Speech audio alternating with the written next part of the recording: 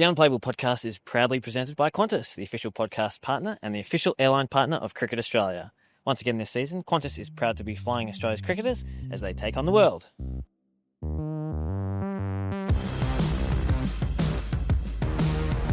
Hello everyone, welcome to the Unplayable Podcast. We are in Brisbane, ahead of the second Ashes Test. Australia are 1-0 up in the series, and we've had a very long lead into this Test match, so there's plenty to talk about. Louis Cameron's here with me, Josh Schonafinger, and Louis, we have been watching both teams train today at the Gabba, and there's still a few question marks about both 11s. Yes, question marks on the England spin front and on the Australian opening front. Will it be Travis Head?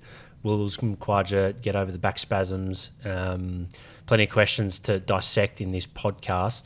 You said there's plenty to talk about and that we've had a long gap between these tests. I almost feel like we've talked about it all. We've had too long to preview this one. We only had an extra 3 days of it. It feels like we're kind of clutching at straws now. We're in the last few days of it, but it should be an interesting pink ball test.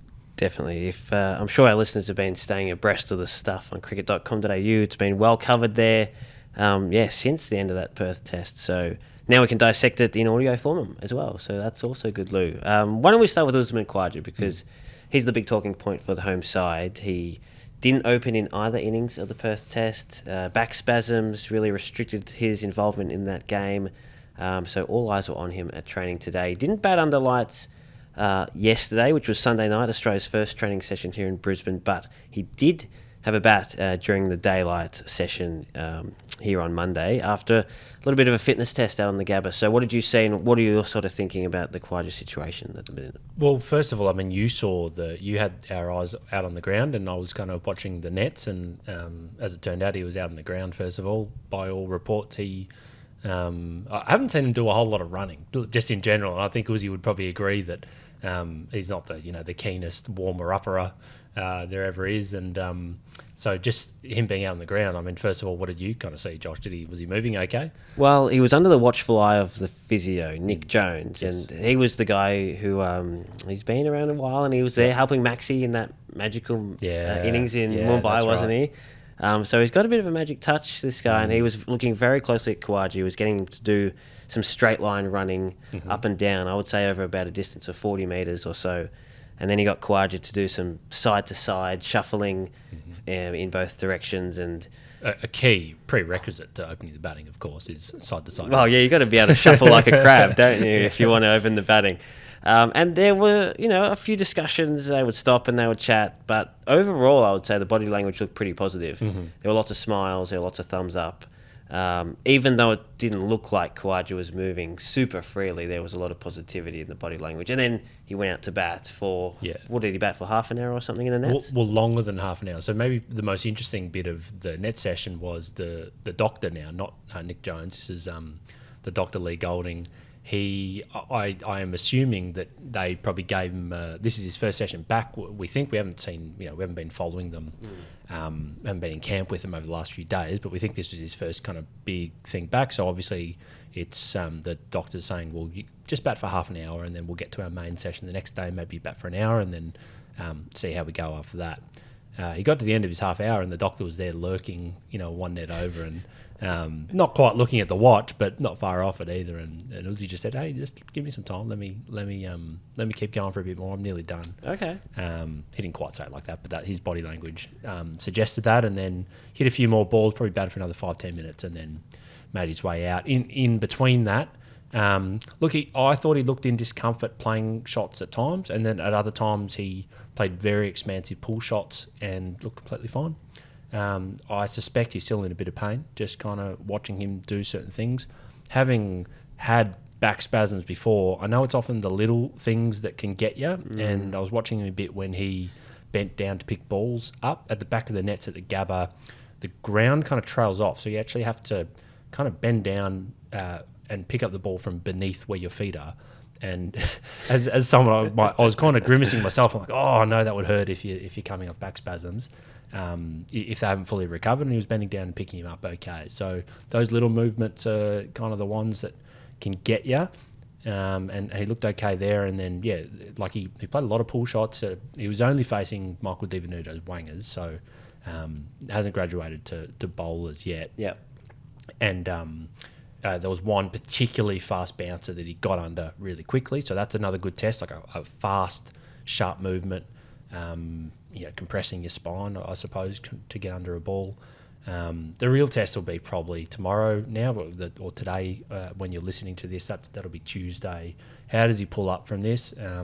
How does he go with their main training session? You'd think he'd probably have to ramp it up further to kind of prove his fitness, and then it's probably a late call. Look, he's pushing time given he's only batting for half an hour now, 3 days out. They potentially wanted to bat for 4 or 5 hours on Thursday. So he's pushing time, but I wouldn't rule him out just yet. Yeah, okay. And I guess the other thing is his fielding. He's been in the slip scoring. He needs to be able to bend down and catch low chances. Exactly right. We saw 1 or 2 fly sort of past him in Perth as well. So I imagine we'll see him doing some fielding drills as well over the next couple of days. And yeah, good point. Worth pointing out that it was actually the slips catching that kind of did it. Like he'd had the back spasms day 1 and he tried to get back out there day 2. I think it was a Jamie Smith kind of slash that went over his head and he was never going to get anywhere near it. He jumped up to try and catch it, and it was that kind of quick motion, jumping up that set it off again. So, yeah, good point. He'll need to be tip-top if he's going to field at first slip. Yeah, Travis Head said earlier in the week that he doesn't really rate batting orders, which is what Pat Cummins had also said. They're overrated, I think, were the words. And so he's also been sort of angling for a full-time opening position over the last, well, especially after this recent performance. He said it's been on his mind for a little while. Do you think there is a temptation from the Aussie side to just say, look, you've proven yourself there, let's just see it full-time? I think there is a temptation maybe from Trav's end, because he seems to be... I thought it showed a lot of leadership, the way he... took the ball by the horns and opened the batting in that Perth test. Like, that was not only did he kind of go put himself in the firing line, but the way he went out, and I think he faced the entire first over. Remember, Jake Weatherall was coming off a pair. He'd faced the first ball and kind of had a bit of a jumbled situation with, all of a sudden I'm batting with Marnus Labuschagne, not Usman Khawaja. Him and Usman would have kind of developed all right, this is what we'll do if this happens. This is what we'll do running between the wickets. No fault of Marnus, but like Marnus probably was also scrambling, opening the batting. But Jake ended up facing that first ball. He got 2 absolute seeds from Marcher, and he was on his way. Head took that first over. He batted really sensibly at the start there, and just let Jake get into it. So I thought that showed a lot of selflessness from Trav. Is it the best thing for the team for him to open the batting? I still lean towards no. Like I think. And I think they would see it the same way. Like, I think they would see situations where if we need to get back into a test really quickly, if we've got a 100-run, first innings deficit, they're going out to bat in third innings, maybe you get Trav out there if conditions are tilted in your favour, or if there's a run chase like there was in Perth. But, do you want him going out to bat? If this pitch is juiced up a little bit, which I'm not necessarily sure it will be the case, but and Australia win toss and bat, do you want Travis Head going out to bat and face that first over from Jofra Archer when he's super duper fresh? Or do you want someone like a Khawaja to bat hopefully 30, 40 overs and make sure when Australia lose their third wicket, it's a Travis Head going into bat at a more advantageous time? Yeah, well, it raises a good point, doesn't it? I mean, he's someone who can take the game away on on any pitch that he plays on, but yeah, situational. And maybe also heard it floated that maybe he just becomes a second innings opener going forward. Is that a possibility? Well, there could be some merit in that, and maybe it's just the case of like if we, if they're batting first on day 1, then he doesn't open. But maybe if they get the right conditions, if they bat second, he could come in and do it. That requires some creative selection with the guys around him. Like, you've got to pick at least, so let's say Jake Weatherall's kind of set in that position at the moment as the other opener, and Trav opens with him, say half the time. Well, who opens the other half of the time? Like, is it Marnus? Like, it seems like he's pretty happy at 3 and batted pretty well there. Is it if Uzi isn't fit, is it a Josh Inglis who did it in the tour game recently? Bo Webster's probably the next man in, you'd think, from a batting, top 6-7 point of view. But he did open it early in his career for Tasmania, but his success has been lower down the order. So, you can get creative around it, but at some point it might unsettle the rest of the lineup, and I think that's where it could be damaging. But they're talking a good game on this. Like they're talking about creative solutions to their batting order, and it's part of its necessity because they just haven't been able to find a good opening partner for Usman Khawaja. Ironically, some really good signs that Jake Weatherald might be a good opening partner for him, and now Uzi, struggling with his body. So, swings and roundabouts. Yeah, Jake hasn't had a chance to open with Uzi yet, has he? So hopefully, or potentially here in Brisbane, we'll see that. The other stat, I got to get this out of the way. I think I put it in maybe in a piece, but Justin Langer had 2 opening partners for his entire Test career. He played over 100 Tests and opened for quite a lot of them. So he had Hayden and who else? Hayden and David Boone. When Justin Langer first got in the team in the early 90s, he opened with Boone, went back out of the side, came back in at 3, and then when he was opening, it was always with Haydos. Jake Weatherald has had 2 different opening partners in 2 days. So that just kind of puts into perspective. And this is the challenge Australia have. If they do go down this creative route of a creative batting order, they got to convince the Australian public that it's the way to go, because we're used to we like Hayden and Langer and stability, Slater and Taylor or whoever it is. We've had Warner and Khawaja more recently. We've had strong opening pairs, and we like to know who those 2 names on the team sheet are like, and they're our guys. So I think people will have some trouble wrapping their heads around that. I reckon Travis Head's name could be anywhere in the order and people would be happy at the minute. He's just got that flavour about him, doesn't he, at the minute he's flying. So good work from Trav. The other one, Pat Cummins, had another bowl today on Monday night or Monday afternoon. At the nets, he's again looking really good, but he's not in this squad, so he won't play in Brisbane, I guess you have to say. But, all signs are looking good for Adelaide and the rest of the series going forward. And ramped it up in a good way. So he batted Sunday night under lights at that session we were at, Josh, and then backed it up next morning, but it was the next afternoon. Had another hit and then bowled 2 spells kind of in their training session on Monday. So that is tracking really well. They haven't picked him in the squad. So someone asked me today, what chance is Pat of playing this game? I said, well, I think 0 because he's not in the squad. Not that it's necessarily a binding squad, but I suppose so. Yeah, but I mean, what's the point of naming a squad at all if it's not binding? That'd be some serious mind games, wouldn't it? That would be. Yeah. See Pat Cummins walking out to do the. I mean, when would you do it? Would you still send? Well, I mean, do you send Steve Smith to do the captain's press conference the day before? That'd be an all-time switcheroo from Australia doing that, and they say, well, we did it right in front of your eyes, but it's not their style. I don't think they haven't done that before. It would surprise me if they did it again. If they did it for the first time. So, but he's flying. It would be a different proposition, I suspect, if Australia were 1-0 down going into this test, and that really easily could have been the case. I mean, let's not forget Australia were behind the 8 ball for a long time in that very short test, if that makes sense. Certainly 4 out of 6 sessions, probably, you could say. Exactly right. And I think there's been a lot of blowback on England over the last little bit. Can we just pump the brakes a little bit? Like, Australia didn't go and dominate that test. England had the running for a lot of it.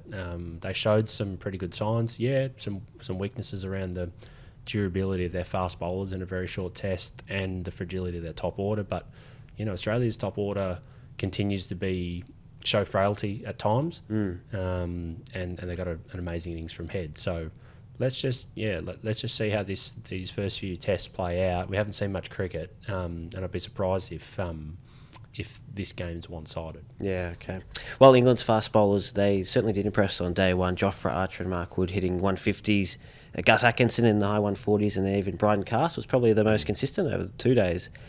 So good signs there, but then obviously the speeds did drop on that second day, and now we've just had reports that Mark Wood, his knee is probably not in the shape that the England camp would have hoped. That's not a report. I saw him walking into the ground today, and to call it a brace would be an understatement. I thought he was like wearing a full moon boot almost, like on his knee, on his left knee. Yeah, it's a real contraption. I'm not sure if those photos have made their way onto social media. I know he was around the England nets today, obviously not bowling, but just kind of lurking around and probably being a pest, going off what his teammates say. But yeah, it's a full-on contraption, and that would suggest that he's battling something there, and so that's an interesting point for England. Yeah, he did say before the Perth Test he wasn't going to play all 5. I think we can definitely confirm that's the case now. Who does replace him in this team though? Because England do have lots of options. They brought 6 fast bowlers. They've got 2 spinners. They sent 2 quicks to Canberra to play in the pink ball match, which ended up being an easy win for the Lions. They're over the Prime Minister's 11. Also a little bit disappointing Albanese wasn't there because he just happened to be getting married. Selfish. Surely if it's your game, you have to go, but maybe there's some politics there. I'd love to know. Yeah, I'd love to know how that one played out. Like, because it seemed like the media didn't really know what was going on with Albo, and they were taken aback by the wedding going on there. I wonder if they used the PM's 11 game as a smoke screen and said, "Oh no, Albo will be at the PM's 11 watching. He wants to see how Jacob Bethel's going, and whether Sids is still able to hit 140, and then he was tying the knot." So, what do England do if to replace Wood? Josh Tongue would be the obvious guy to come in if it's a seam bowler and they go 5 quicks again. There's a lot of indications suggest they might pick a spinner for this game for the moments where that pink ball goes soft and they need to kind of hold things a little bit. Shoaib Bashir's the guy they've groomed for this tour. I thought they should have played him in Perth. We spoke a little bit about that in the podcast during that Test match. But Will Jack's got a really good run at their nets tonight. He looks like, he's a batter first who bowls a bit and had quite a bit of success in white ball cricket and T20 cricket. I think he's played a bit for the Hobart Hurricanes.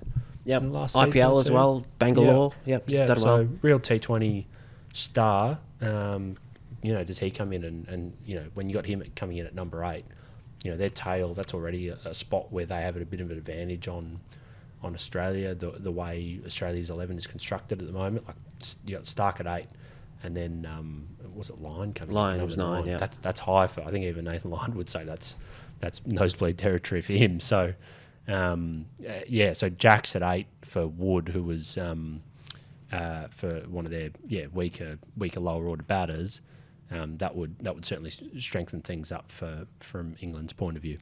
Talk about the pink ball and what it means for the fast bowlers, but spin does have a good record in pink ball matches. I've got the numbers here.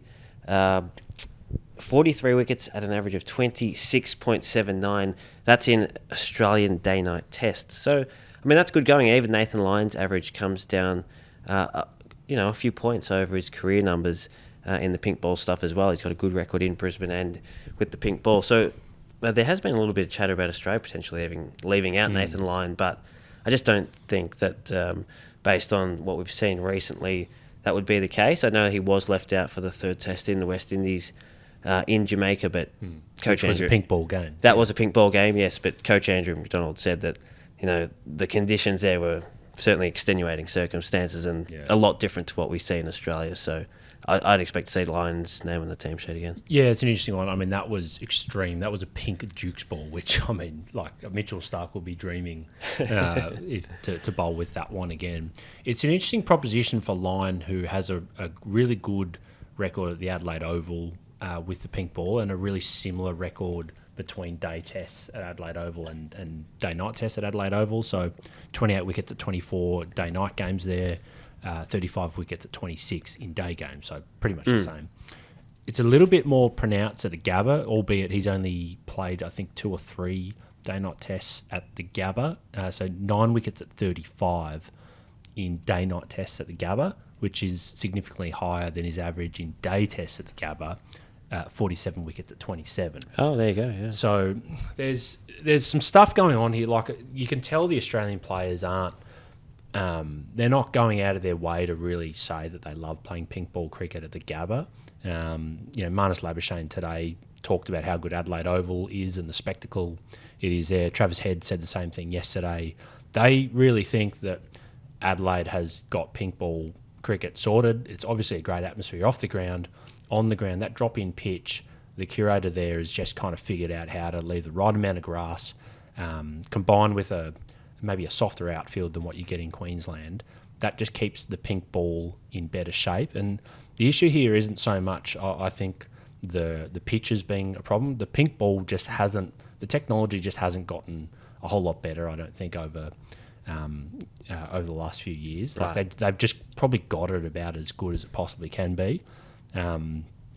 I think the pink ball's a lot more like a white ball. So like if you're trying to bowl 80 overs with a white ball, forget it. You don't do that in ODI cricket. It'd be green and brown, wouldn't it? Exactly right. Whereas you can get a red ball through 80 overs, but even then, we talk about the Kookaburra ball kind of struggling to do that. So one of the issues that they face in Brisbane is the Gabba is such a hard wicket, and the turf is when it gets hit through the outfield, it's a lot more abrasive and tough, and the pink ball really struggles to withstand it. The players know that, and I think unless they juice up this Gabba wicket, it's just going to be a grind. There's going to be times we all talk about how much this thing swings under lights in the twilight period, but if you're batting in the day with an older, soft pink ball, cash in times, and England especially could make some really big runs in a hurry if the conditions suit them at certain periods in this game, I think.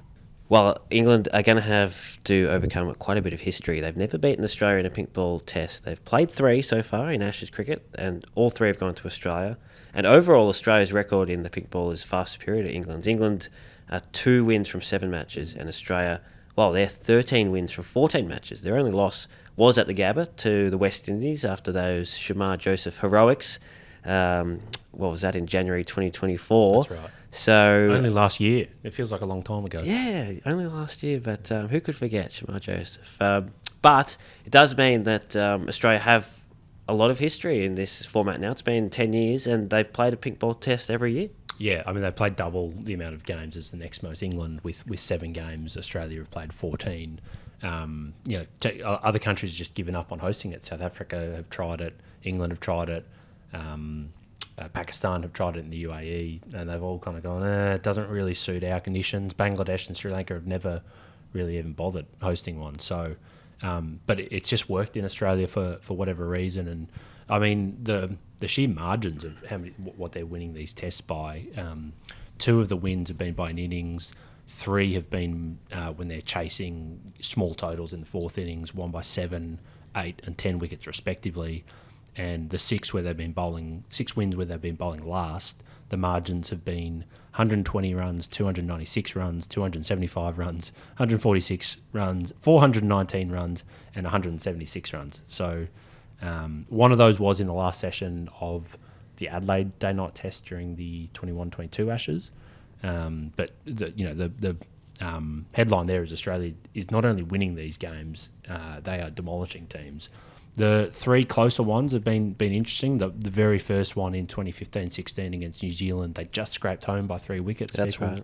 We'll remember they had that famous one against Pakistan, who nearly chased down, I think it was 470 at the Gabba in 2016-17. Sajid Shafiq played an innings for the ages, and it took a bit of Mitchell Starc brilliance to get the last wicket or 2. And then obviously the loss to the West Indies at the Gabba. But, even then, the Windies needed some really good first innings batting, and then an all-time performance from Shamar Joseph to get over the line. And they won the toss, so they were able to tilt the conditions in their favour slightly, and they only got home by 8 runs. So if you're going to win against Australia, you need some unbelievable performances, and even then it can be difficult. Yeah, well, England do have match winners, and they certainly will back themselves to repeat the heroics of Shamar. So that was a classic match. Australia certainly, as you said, have played a lot more cricket. There have been a few questions this week from the England side of the journalist pack saying, is it fair that Australia gets to play so much more pink ball cricket than England, and then they come to a big series like this, and it's one of the 5 matches? Do you think that's also a fair question, or is that just how it plays out? I think it's a fair question, absolutely. I also think it's fair the way Australia do it. It's no secret. They're not doing it at the last minute. Maybe England might feel aggrieved in 21-22 when the Perth test ended up becoming a Hobart day-night test. I think mainly to appease broadcasters, because the Perth test works beautifully from a Eastern time zone slot. It starts at about 1 p.m. on the eastern states. You get that nice run through that last session through 7, 8, 9 p.m. when people are in front of their TVs. So they wanted that Hobart test to be day-night for that reason. That was a last-minute kind of change, remember, with the border concerns and the COVID dramas that we had at that time. So maybe that that was a bit of a last-minute shift. But England know they're coming out here to play at least normally one pink ball test every year, and they should be preparing for it. I mean, that's why I kind of thought it was surprising in some respects that they didn't send more of their players or any of their first choice players to go play the pink ball game in Canberra. I know they were probably wary of making it look like they were doing naughty boy nets, and sending, overreacting to one defeat. But I mean, the fact was, playing, this is a different format. Everyone says that, and I know Canberra is different to Brisbane, different conditions, blah blah blah. But it is a pink ball, and I would think batting under lights against pink ball in Australia would help you then do that exact same thing in a test match a few days later. So they need to kind of get to school pretty quickly because they don't play it too much. But you can't say they weren't warned. Yeah, and some of their players have never played against the pink ball either. So any sort of experience would be good. Although there is also the argument that then you get to play against the PM's 11 and there's not a lot of first-class experience there. If you take out Peter Siddle, you've got Sam Constance bowling at the death sort of thing. So is that really beneficial? That's fair, but I reckon by the same token, if they'd asked for some strong opposition, they might have been able to... I mean, CA, I don't want to... it's a CA podcast, so people know we're going to give that side of the coin, but, CA have made a point of saying we want to provide pretty strong touring opposition so that we get the same thing when we tour overseas. And the fact is, teams just don't play tour games much anymore, and they're just not rated, I think, rightly, because they're often, just a waste of time. And you're right, when Australia go and play, Kent between test matches, it's not Kent's first teamers, it's a bunch of guys who weren't playing in the county championship game the week before. So, but that was still, there was still some decent first class players. The batting lineup was certainly strong. So yeah, I don't think England could be pointing to that. And I think from a long way out, it probably was always going to be more of a Lions game than a frontline England team. All right. So that second test in Brisbane starts on Thursday. You can catch all the action on Foxtel on Channel 7, of course, cricket.com.au, and the CA Live app has you covered for all the live blog, news reports, video highlights, stats, scores, you name it, it's all there. So, Louis, we'll catch you then, and we'll be doing the day 1, day 2, hopefully day 3. No, hopefully. Podcast wraps as well. So stay tuned to the Unplayable Podcast, and we'll see you on the next episode.